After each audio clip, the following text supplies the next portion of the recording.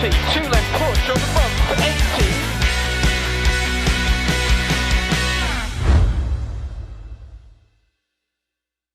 Coverage is brought to you by Tomcat Motorsport, Voxcloud and Bowler Motorsport.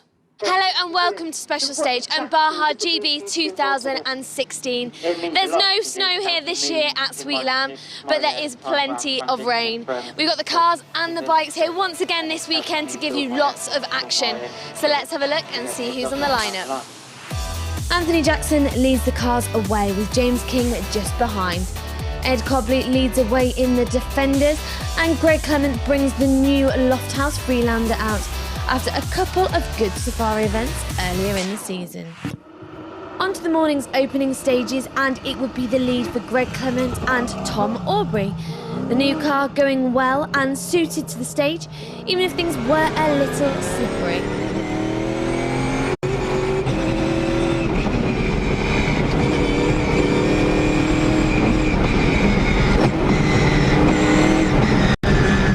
How are you finding it so far? It's very slippery, but it's good. It's fast. It's a bit tricky driving the stages blind, but yeah, we're really enjoying it. It's going well. Do you mind the wet weather? I know it was wet last year as well. Yeah, I prefer it dry, to be honest. So you've got to be careful on the line here. If you go off the racing line, it gets very, very slippery.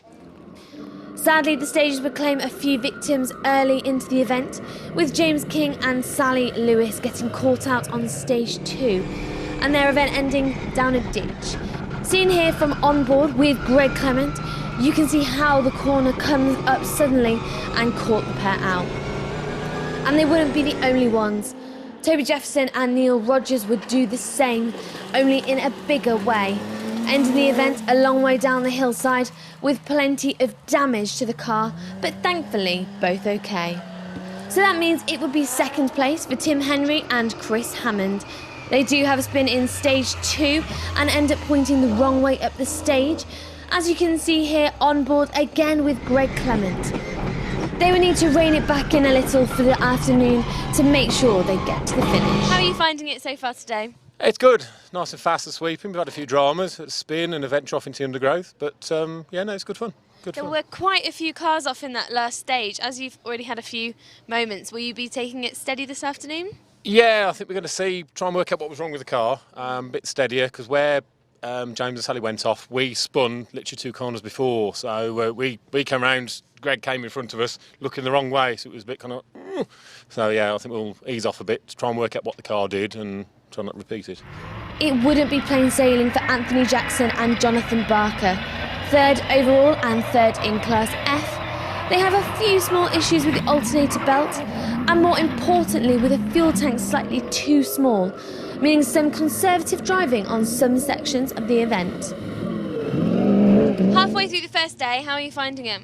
Yeah, good. We're having a few issues. We've lost an alternator belt, so the battery were dying, and we haven't quite got a big enough fuel tank, so we're having to sort of short shift and keep it going. But yeah, loving it. Yeah, the stages are brilliant, so yeah, loving it. I'm just calming down after mending it all, so yeah, it's good. Are you happy with your times, or do you feel there's a bit more pace to be had? Oh no, there's definitely more pace to be had. Because I'm short shifting and the belt coming off, the power steering's electric, so that died. So yeah, I'm having a few issues, but we're still in it, so I'm still enjoying it. So. Ed Cobley and John Tomley end the morning with 4th place, best of the Defenders once again, and enjoying the stages. Co-driver John's 40th birthday this weekend, so a win in the Defender Challenge would be a welcome gift. How's it been going for you so far today? Really, really well. First stage was great. Second stage was horrendously slippy. Been in our 2.2 diesel Defender, mixing amongst these high-powered V8s with sequential box. It's a rather nice place to be. It's my co-driver's 40th birthday today as well, so an even better day. But no, great event, great organisation, great stages as we know in Wales. So those watching, please support Rally for Wales. Try and keep these stages open. It's really important to everybody. No problems for Henry Webster and Joel Haylock, which was something of a welcome surprise for the pair.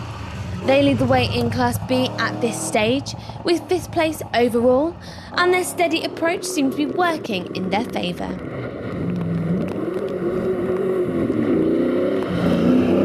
How's it been going so far for you today? Yeah, very good. We've just taken the kind of steady away approach today, so just trying to feel where we are and find our feet, but pretty good. No real big moments and enjoying it. Fantastic long stages. And you're happy with the car? You've had no problems? No, just some normal minor stuff, but no major problems so far. So yeah, we're just looking to get faster as the day goes on. Martin James and Charlie Potter start the day steady, a little too steady. They back off a little too much on the opening stage and end the morning with 6th place. A better run on the second stage of the morning, though, was helping them stay in the top half of the results. How has it gone for you so far today? Yeah, it's gone okay. Bit too steady on the first stage, but much better on the second stage. I'd rather have rain to my hair in, but we'll try and keep it on the wheels. Quite a few boys off on the second stage there now, so just keep it steady for the first half of today and see how we get on, you know. So will you very much be testing to see how the next few stages are to decide whether you're going to push on or not? Yeah, it's it's drying up now, no rain now, so hopefully I'll have a few more lines through as well, second time through the stages, so hopefully we'll keep it steady, keep it on its wheels. You can see them all going off, so we'll see. Try and keep it there till tomorrow night. So. Mark and Derek McNeil would have a bit of a problem with the gearbox this morning. Thankfully, though, it would be the lead in Class C for the pair and 7th overall to end the morning.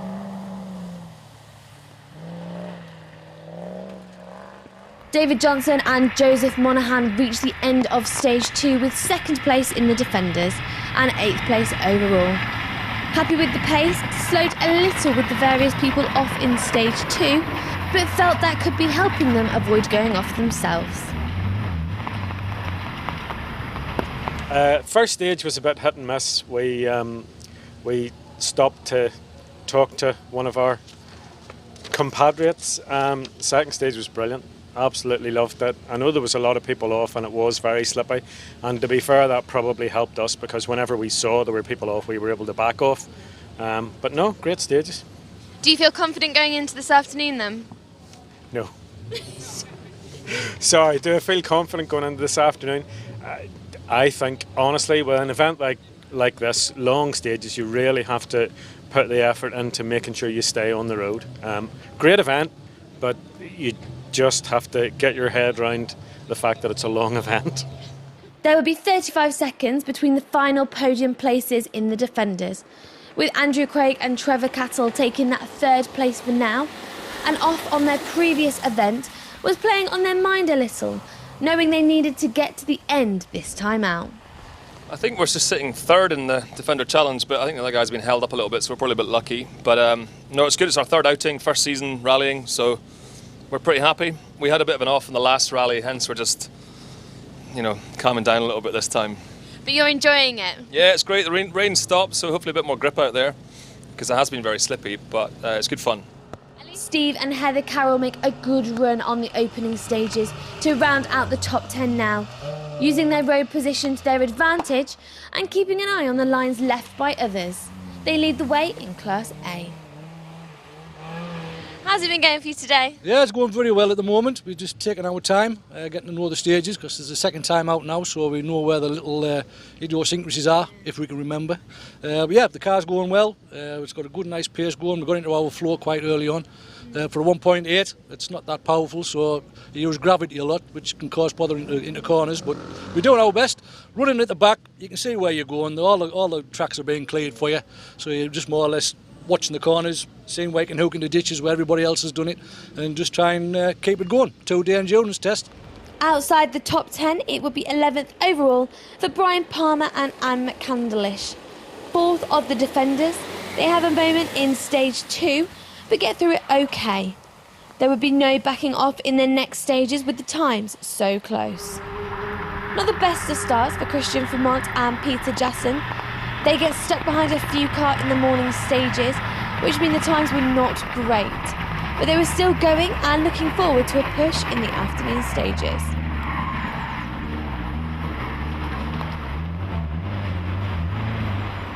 A 2-minute penalty for Michael Tilney and Ryan Pink wouldn't change things on the results overall or in the class. 13th place for now and 2nd in Class C. The penalty would of course make the gap ahead harder to close up. For Sian Rogers and Gemma Hare, it would be second in Class A, keeping a close eye on where others were getting caught out and making sure they had a good, steady run themselves. 14th overall now. Mike Burton and James Luke make a bit of a shaky start to their first event. Some setup changes were needed on the car to make things feel better, so hopefully the afternoon will be a better run for the pair.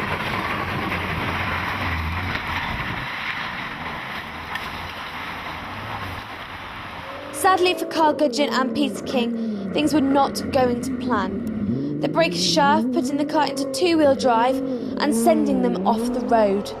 Luckily, with no major damage, they were able to repair it all in service and head out for another go. Thomas Bell and Noel Dancy end the morning with 17th overall. The crew probably travelled the furthest to be here, with Thomas coming from Dubai and Noel from Portugal.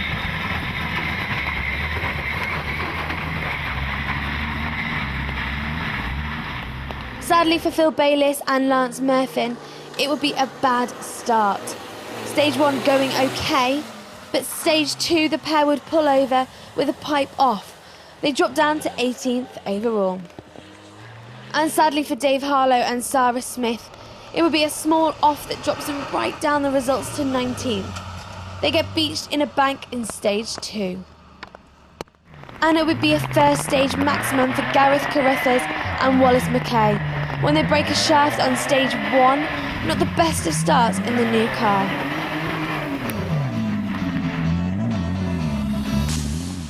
So after Stage 2, it's Greg Clement with the lead.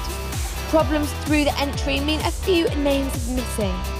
Ed Cobley leads the way in the Defender Challenge.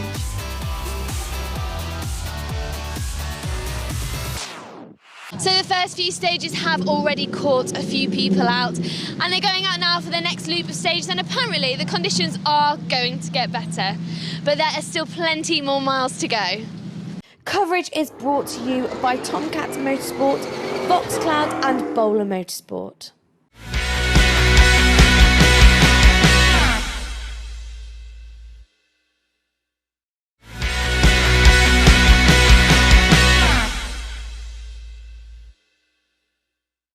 Coverage is brought to you by Tomcat Motorsport, Foxcloud and Bowler Motorsport. On to the next couple of stages and the last ones of the day. And it would still be the lead for Greg Clement and Tom Aubrey.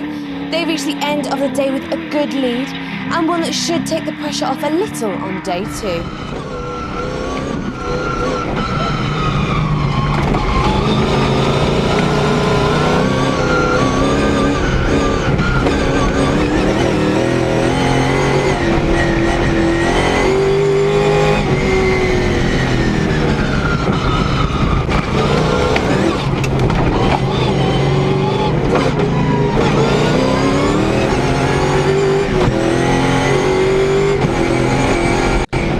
Finish for day 1 for you?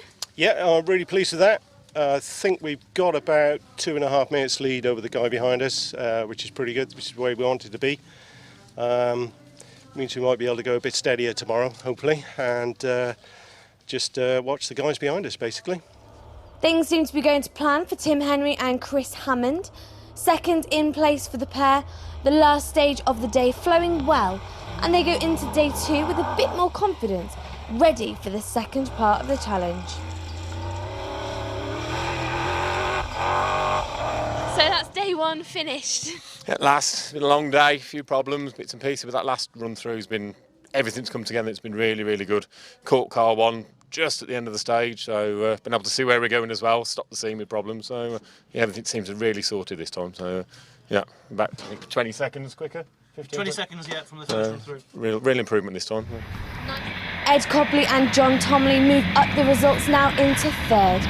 Helton Park with their second fastest time on stage 3. The times overall were good, and they lie just a minute back from Henry ahead. And of course lead the way in the Defenders still. Fantastic. Stage 3 we set the second fastest time, which is amazing. I'm a bit disconcerted though because Gareth's behind me and he's got a Defender with a more powerful engine. No, it's fantastic. What the bowler guys do to the defenders. Thanks to Sturgis Land Rovers, Flat Dog, for my support and sponsorship, Brunel Signs, and Bowler Motorsports, the scrutineers for keeping us safe, the guys for standing out in there in the weather, which must be bleak, and the other competitors. We're having a really great event. The Cooper tyres are really working well on the Defender for us today. John's doing fantastic. Thought he'd relax on his birthday, but he's not.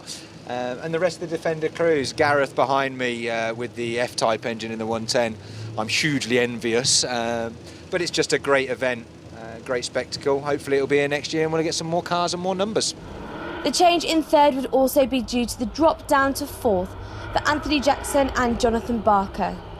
They lose the brakes off the start line on the final stage of the day and have to take a cautious run through the stage to get it to the finish and try and repair it ready for day 2. How did it go in that stage? I know that the guys in front of you passed you. Yeah, unfortunately, about, I don't know, half a mile off the line, we lost all his brakes. So I think there's something wrong with the back brake, and it's just, I don't know if it's gone and I've lost all oil, but I didn't have any brakes, so I was just being a bit cautious. So one of them things, we'll have a go tomorrow. I'll mend it hopefully tonight and we'll be out again, so, and we'll catch him up. Things were still going well for Henry Webster and Joel Haylock. They do hit a tree stump in this final stage. Nothing too serious, just cosmetic. Ending the day with 5th place going into day 2. Oh, it's just fantastic, fast stages, absolutely superb flowing. But we've got some tough competition here this weekend. We've got some people who are really going for it, so we're having to work for it this time. I noticed you've got a bit of a bent bar on the front. Did that happen this afternoon? It did, it happened in that last stage. We got a bit tail happy coming out of one corner, coming down a bit of a bank and just hit a tree stump that appeared from nowhere. So, don't know what that was all about, but anyway, so I don't know how bad that is. I haven't looked at it yet, but it seems to be feeling all right in the car. So. Brake problems would be how the day would end for Martin, James and Charlie Potter. They have to take it easy on the final stage of the day, with only 3 of the brakes working. They end the day with 6th place and leading the class.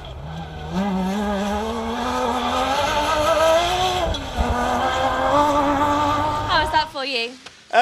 It's okay. We had trouble with the brakes. We overheated the back caliper on the liaison back from the 3rd stage and tried to get it sorted, but we had to block the back caliper off, so we've been racing on a little bit less brakes than we should when it's all working. So we lost about 3 minutes on the last stage. Now we're just taking it steady, really. Yeah. So bit of a nightmare. So we got the end of the stage, so we got tonight now, hopefully to repair and get it out ready for the morning if we can get it together, get some bits together. So there wouldn't be any change from Mark and Derek McNeil. They lead the way in Class C still at this stage, and indeed still remain in 7th place. They would have some work to do on the car overnight, but go into day 2 in a good position. Things were going to plan for David Johnston and Joseph Monaghan. Getting used to the stages now and enjoying the slight improvement in the weather, they lie 2nd in the Defender Challenge still at the end of day 1.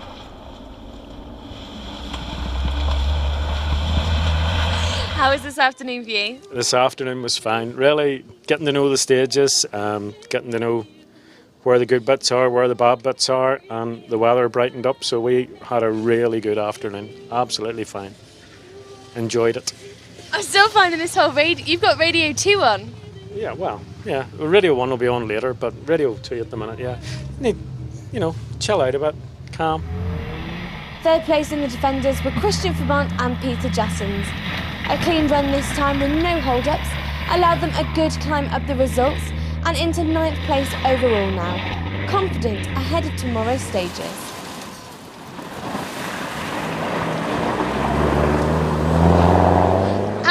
Has this afternoon gone a little bit better for you? I know you caught a car this morning. Yeah, a lot better. It was a lot better. It was quite fast. We pushed a bit and we did some good times for us, so we're happy, very happy.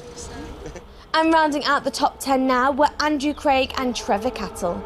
third of the defenders at this stage, trying to make the most out of the bumpy conditions in places to make up some time.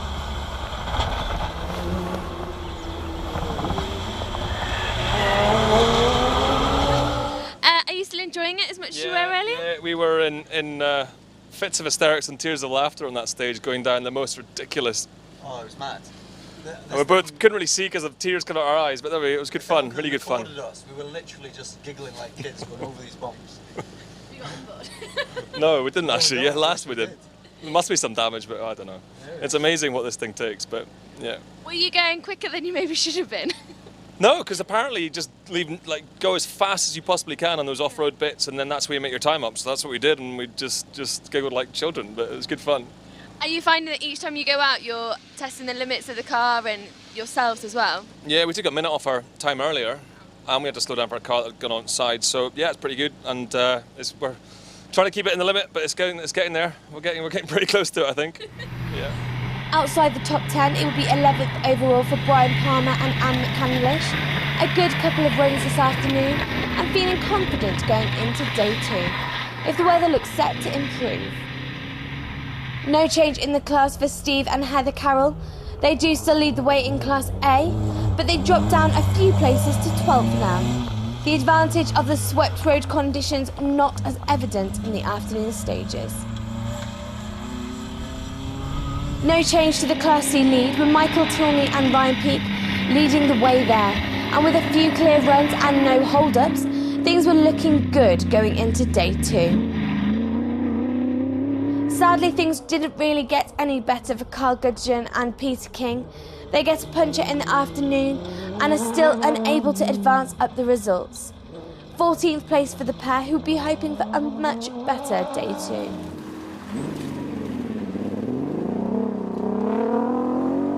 Mike Burton and James Luke would have a few moments in the last stage of the day, chasing down the cars ahead on the stage. Even though it wasn't affecting the times, they would need to start day 2 with a bit more caution if they wanted to finish. No change to second place in Class A for Sian Rogers and Gemma Hare. The car just needed a spanner check overnight and the pair would be ready for day 2.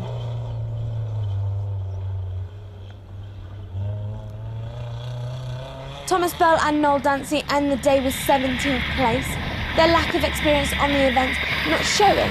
Apart from a few small engine issues, things were going well. Not much change for Gareth Carruthers and Wallace McKay. The morning's issues have meant that 18th was as good as it gets, but they could be happy looking at the stage times when they had a clean run. And it would be much the same story for Dave Harlow and Sarah Smith. Their time spent on the bank in the early stages would be 19th place overall for the pair. And there would be bad luck for Phil Bayliss and Lance Murphin. They rolled on the final stage of the day and dropped down the results to 20th overall. So at the end of day 1, it's no change at the top. The classes remain the same, with just a little shake-up in the overall results.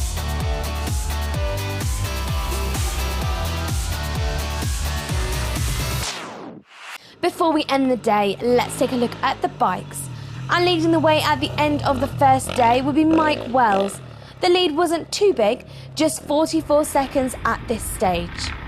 Second overall and indeed in the class was Tony Whitehead, less than a minute back from the lead, so anything was possible on day 2.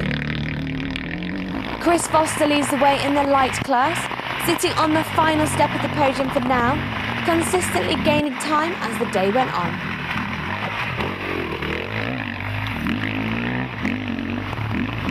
For Derek Edmondson, the times would be consistent, lying in 4th place for now, which is just where he has started the day. There was only 10 seconds of a gap to Foster on the podium up ahead though. He would have a bit of a lead though over Dave Leach, a minute of an advantage to be exact. Leach taking 5th place for now, improving slightly as the day goes on. Paul Robson would take the lead in his class from 6th place overall. Another minute separating the riders at this stage, but with those long stages continuing tomorrow, it still could be all change. And a good start for Lee Salt, leading his class at the end of day 1, close to Robson, with just 6 seconds between them at this stage. James Ford ends the day just less than a minute back from Salt in 8th place overall. Still only around 4 minutes separating the whole of the top end of the results at this stage. And for Andy Myers, it would be 9th. Just over a minute and a half gap at this stage, one of the biggest in the top 10 results. And rounding out the top 10 was Andrew Carey, 21 seconds back from Myers at the halfway point in the event. Not everyone was having good luck. Cliff Fisher takes a tumble in the early stages, but gets back on and continues all okay to start the next day. So before we look at day 2, the results in the bikes at the end of day 1 look like this.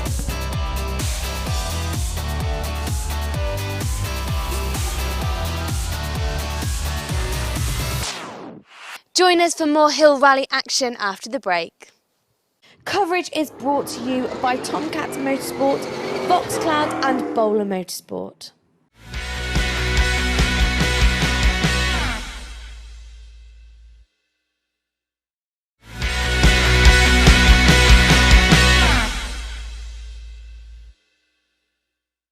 Coverage is brought to you by Tomcat Motorsport, Voxcloud and Bowler Motorsport. On to day 2 then, and no problems for Greg Clement and Tom Aubrey mean that they keep hold of the lead. They push a little in the opening stage, but back off in the next. It's a drive that gives them 3 minutes of an advantage going into the final stage.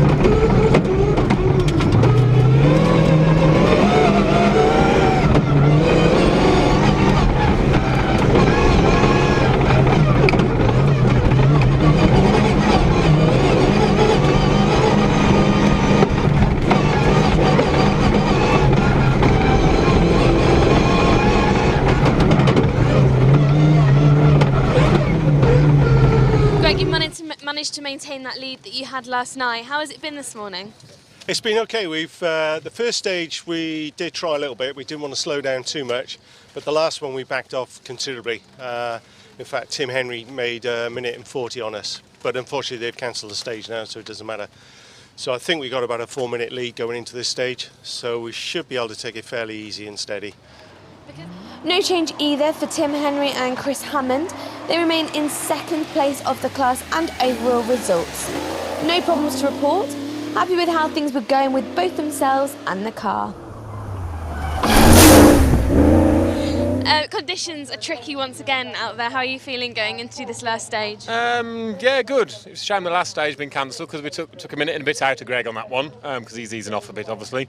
But no, just do another one the same. It'll be a little bit slippier, but enjoy it.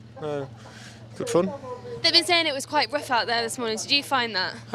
I'll be honest, I push harder on the rough stuff, especially all the climbs. This is built for the real rough, and I get on that and I can really push a lot harder. So I prefer that to the fast stuff, to be honest. So no, I'd a lot more rough stuff than smooth, to be honest. Sadly, we lose Anthony Jackson and Jonathan Barker. They retire when the car gets stuck in gear. Sadly, that would also block the stage and cause stage 6 to be cancelled. So for Ed Cobley and John Tomley, third place was looking secure. A good margin either side of them on the results meant they could set a steady pace in the final stage and walk away with the podium and the win in the defenders. But first, they have to finish the final stage.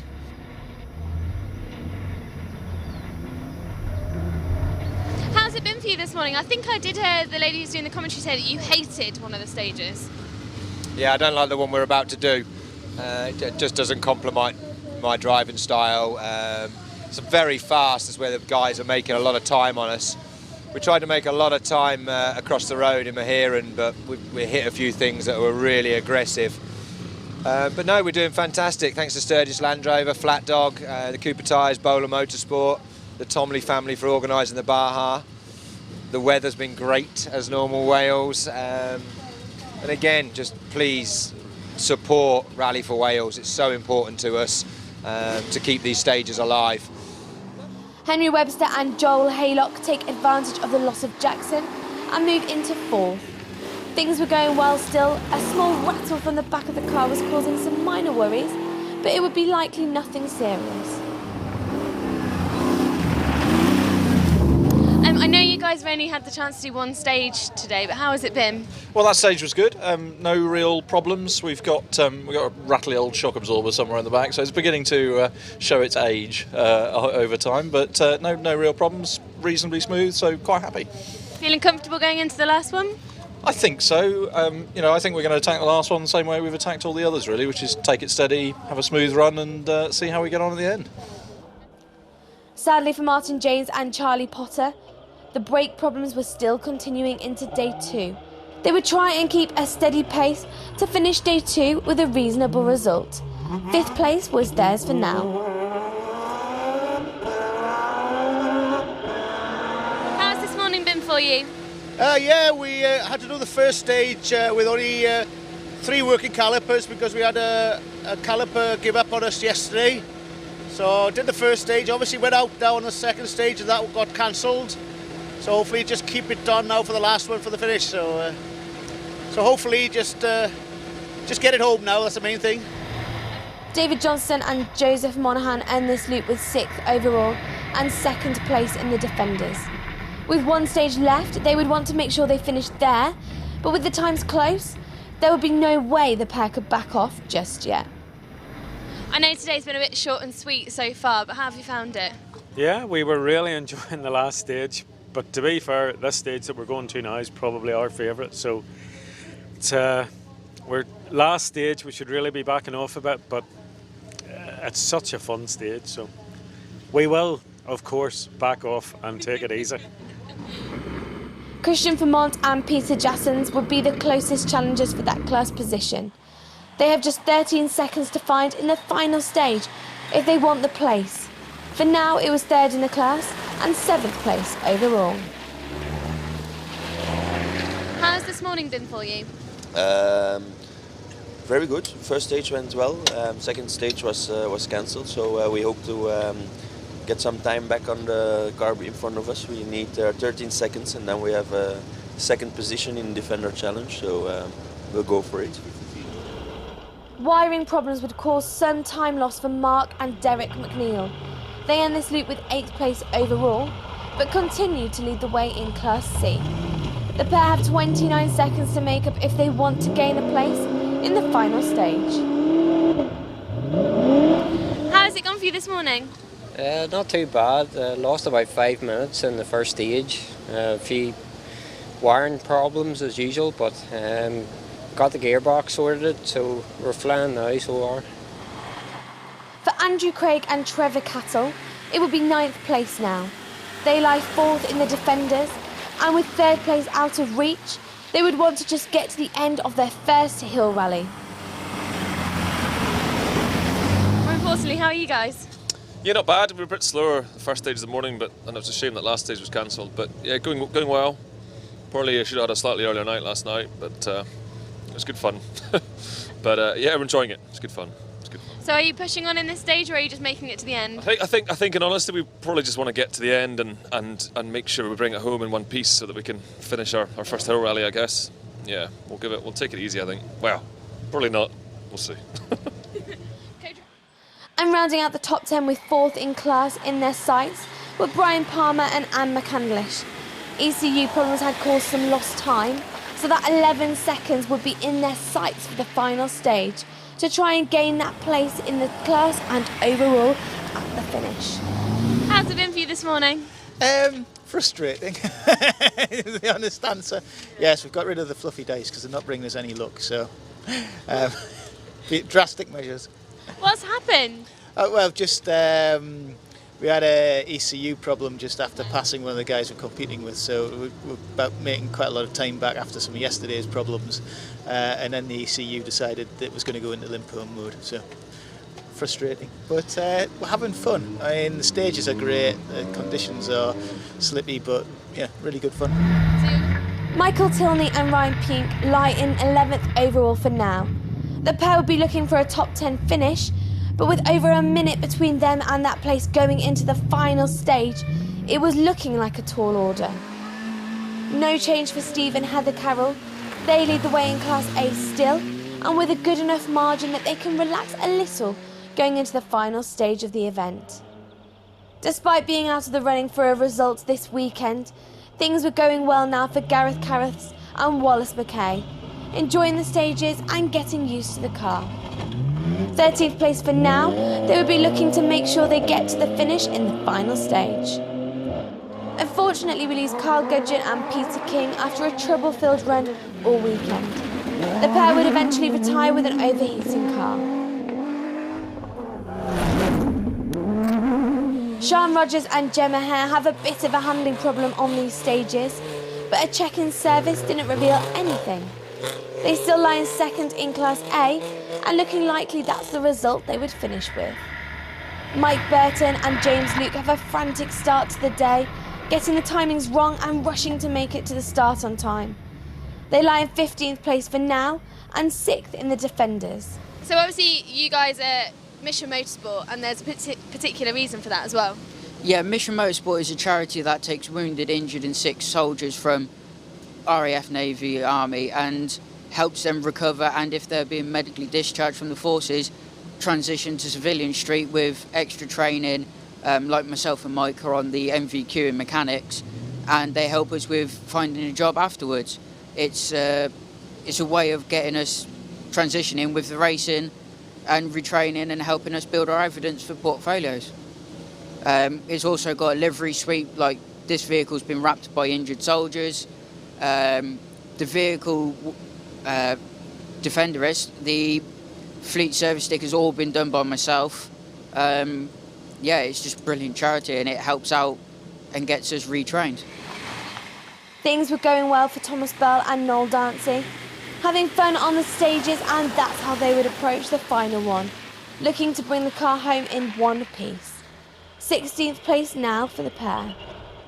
And things were going well now for Dave Harlow and Sarah Smith. It wasn't going to help them get back the time from the earlier problems, but they were enjoying the stages now. And for Phil Bayliss and Lance Murphin, yesterday's roll had put them out of contention for a result, but they were still aiming to get the car to the finish in one piece on day 2. So with just the final stage remaining, there will be some changes to the overall result, but that lead remains the same, with Greg Clements leading at this stage. Coverage is brought to you by Tomcat Motorsport, Voxcloud and Bowler Motorsport.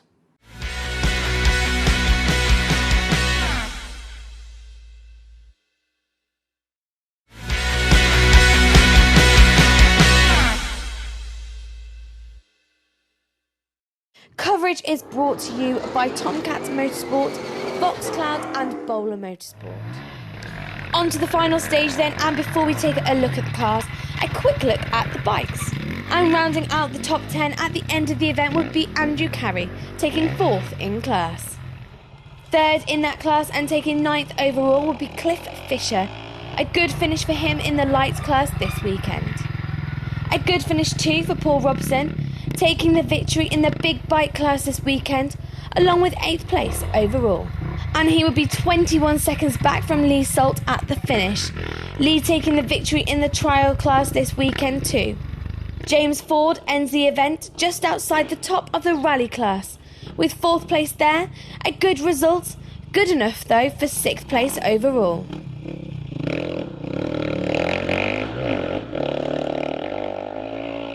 For Dave Leach, it would be 5th place overall, taking 2nd place in the lights class with this result. The top 4 times would get a little closer with just a minute separating them all. And just missing out on the podium was Derek Edmondson. a consistent pace all weekend to take 4th place. The final step on the podium sees Chris Foster remain where he had been all day to take that place and the light class win.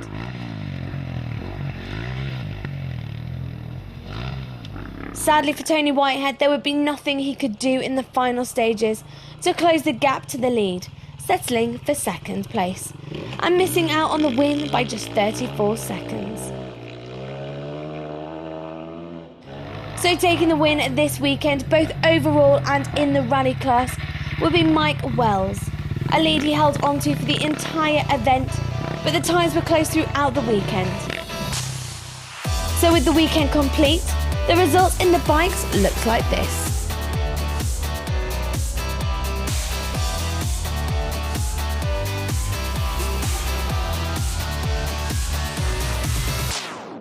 Congratulations, a fabulous ride. You must be really pleased. Yeah, it's gone really well today. Just one major off yesterday, but lost about 20 seconds, but overall it's been a really good weekend, yeah. So no breakdowns, no injuries, so a good weekend, yeah. Which has been your favourite stage this weekend? Then my Heron, if that's the right pronunciation, yeah. The one over the road, yeah, so it's been faster, more open and more climbs and ups and downs, yeah, so that's the best one. Is that what makes a good stage for you, the variation on the sort of terrain? Definitely, yeah. A bit nice and fast with a bit of technical as well thrown in with the climbs, yeah, and that's the best stage. Back to the cars then, and it would be 17th place finish for Phil Bayliss and Lance Murphin. 2nd in Class B, but they were never going to recover from the previous day's roll. A similar story for Dave Harlow and Sarah Smith. They do manage a time inside the top 10 though, which would give them some hope that the pace would have been there if there hadn't been the problems.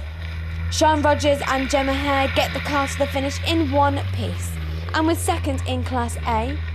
A great result for the pair on a relatively triple-free weekend.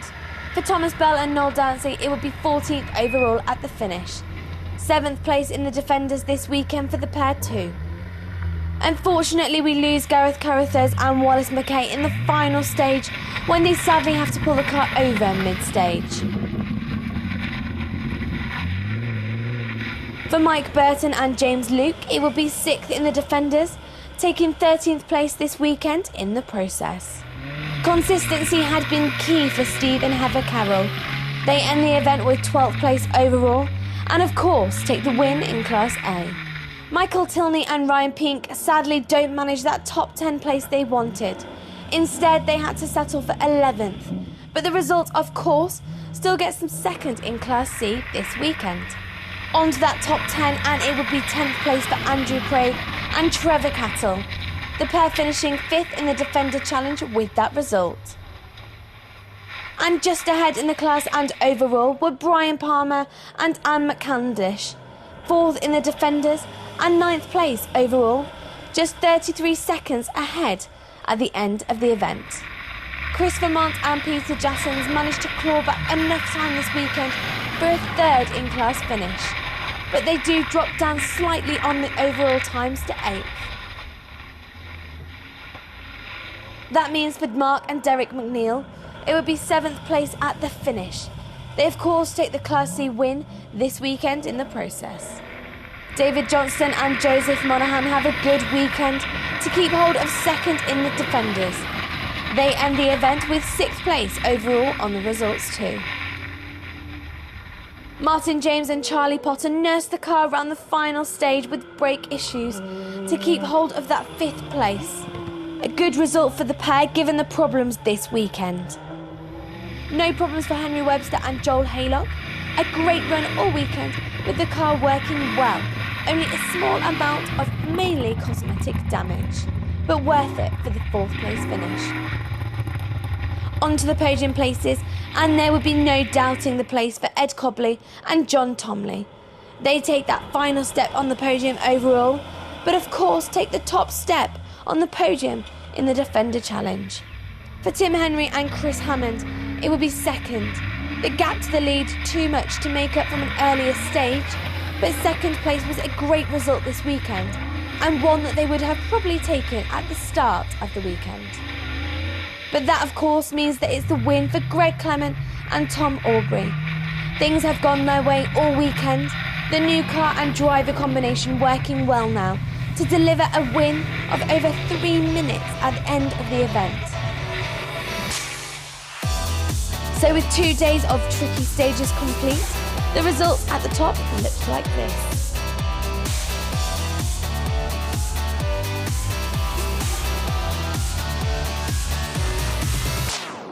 Congratulations, Greg. You haven't put a wheel wrong all weekend. No, we've been very, very lucky. I think there's been a lot of people who've had some misfortunes. But no, we've been extremely lucky, kept it nice and neat and tidy. And of course, this car is still relatively new for you as well. Yes, it's only the third event I've done, so it's the first win in the car, so I'm really pleased with that. And we're looking forward now to the next round of the championship, which is in Walters Arena in 2 months, and we're going to be pushing on that one as well. Congratulations, a fantastic result on what's been quite a tough weekend. The last stage has been really challenging. The passenger side rear wheel bearings collapsed, so we've been having to back off, hold the left foot brake in to try and keep that bearing in one piece to get it back to the stage. So that last one's really been a struggle, but we got there. I think we dropped about 40-50 seconds, but we're here, that's the main thing. But that's even more of an achievement going into the last stage and maintaining such a good place. Yeah, no, to be fair, it let go about a third of the way in, and I thought it's not right, and we've just had to nurse it. But no, it's been a good weekend, good battle. So it's been good fun all round. So yeah, thank you ever so much. Congratulations, Ed. You're up here mixing it with these guys. Yeah, I'm not sure how. Great team. The guys at Bowler have really kept us going, spanner in the cars. Sturgis Land Rover for supporting us, Flat Dog for the lights that clearly made us see better, Cooper tyres, the organisation, the stages have been fantastic. It's just a joy to be racing these events. There's never a problem, everyone's always smiling. It's such a great camaraderie, but once again, please get on and support the Rally for Wales. It's really, really important that we keep these stages going. To me, to my 2 young boys at home that hopefully will be here in the future, and to everybody else, because it is a spectacle to see rally cars, Land Rovers, Milners, these amazing Lofthouse Freelanders. But no, it's been a fantastic weekend, and what a lovely weather to finish in. So the sun has come out here at the finish line at Baja GB 2016, and Greg Clements takes that win. Next up is the Hill Rally in July, so we will see you then. Coverage is brought to you by Tomcat Motorsport, Voxcloud and Bowler Motorsport.